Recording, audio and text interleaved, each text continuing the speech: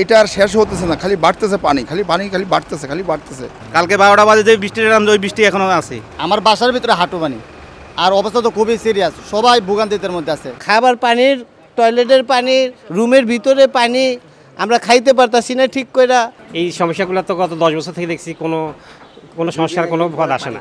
এই সরকার আমলে যে পাইপটা দিয়েছে এই পাইপের মধ্যেও কাজ হয় না। আমি মনে করি যে পুরো ঢাকা শহরটাই তো একটা বস্তির মতন। আমি আসলে এটা আশা করছি না যে একটা রাজধানী শহর এরকম হওয়া উচিত। সত্যি আমাদের নিজেদের হোটেল? হ্যাঁ, ইডেন বে আমাদের নিজেদের hotel. Any time check in, any time check out. Eden Bay, a concern of Bhaiya Hotels. আসলে আমি টোটালি শকড। আমি আসলে এটা আশা করছি না যে একটা রাজধানী শহর এরকম হওয়া উচিত। এটা আসলে প্রপার ল্যান্ড জোনিংয়ের অভাবে এরকম, বা আনপ্ল্যানেড সিটি থেকে এরকম। তবে একটা রাজধানী শহর কখনো এরকম হওয়া উচিত না। আমার মনে হয় কি যে আমাদের যেই এরিয়াটা রিক্রিয়েশনাল, সেটা ওভাবে আমাদের ওভাবে রিক্রিয়েশনাল এরিয়া রাখা উচিত, বা আমাদের একটু ক্লিন থাকা উচিত। ময়লা আবর্জনা বা ড্রেনেজ যে ব্যাপারগুলো, ওগুলোকে আমরা যাতে আমরা কেয়ারফুললি ওগুলোকে গুছিয়ে রাখা উচিত। তো ওটাই পানি এইভাবে এর মধ্যে এই যে জোতা ভাই ফিরে নাকি হয়েছে, এখন পানির জন্য কোনো আগান যায় না, পুরো শরীরে ক্লান্ত হয়ে যায়। কালকে 12টা বাজে যে বৃষ্টির নাম, ওই বৃষ্টি এখনো আছে। এখন বেলা বাজে 1টা। আসা তো বুদ্ধি নেই, আমার তো পেট খায়, এখন তো আমার তো রোডে বাইরে হইতেই হবো। গতকালকে সকালের আপনার এইটা যে শুরু হয়েছে, মানে এটা আর শেষ হতেছে না, খালি বাড়তেছে পানি, খালি পানি, খালি বাড়তেছে, খালি বাড়তেছে। এখন আমাদের এলাকার বাসী আমরা যারা থাকি, যেমন আগামী দিনে আমার বাচ্চার পরীক্ষা, ইন্টার পরীক্ষা, কি করব, কিভাবে যাবে, এটা নিয়ে খুব মানসিক যন্ত্রণা এবং টেনশানে ভুগতেছি আমরা। আসলে আমরা তো ঢাকা শহরে যারা থাকি, তারা তো আমি মনে করি যে পুরো ঢাকা শহরটাই তো একটা বস্তির মতন।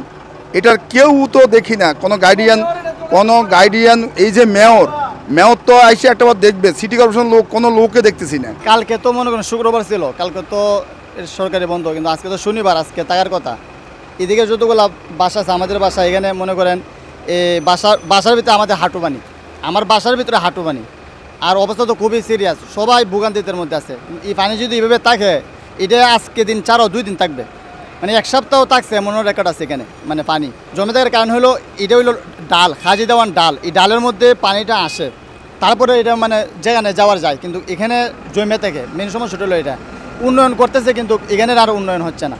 আর যারা দেখবে ওরা তো কি দেখবে, যে আমরা বলতেছি যখন তুলতেছেন এটাই দেখবে, এর মধ্যে সমাপ্ত।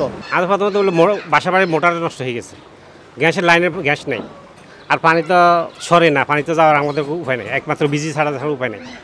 এই সমস্যাগুলো তো গত 10 বছর থেকে দেখছি, কোনো সমস্যার কোনো পথ আসে না। আগামী 2 দিনে এই পানিগুলো সরবে না, এগুলো সরার সুব্যবস্থা নাই।